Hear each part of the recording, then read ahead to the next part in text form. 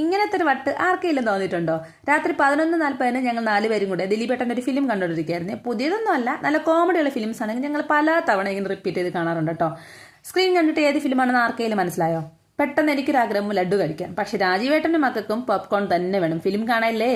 പിന്നെ ഒന്നും നോക്കിയില്ല. 11:45 ബ്ലിങ്കിറ്റിൽ ഓർഡർ കൊടുത്തു. 3 പാക്കറ്റ് പോപ്കോൺ റോയാണ്, 1 പാക്കറ്റ് ലഡു, പിന്നെ റവ, ബേക്കിംഗ് സോഡ, ഇങ്ങനെ കുറച്ച് സാധനങ്ങളും. ബ്ലിങ്കിറ്റിന്റെ ഗോഡൌണോട് തൊട്ടടുത്തായതുകൊണ്ട് തന്നെ 10 മിനിറ്റിൽ സാധനം ഇങ്ങെത്തി കേട്ടോ.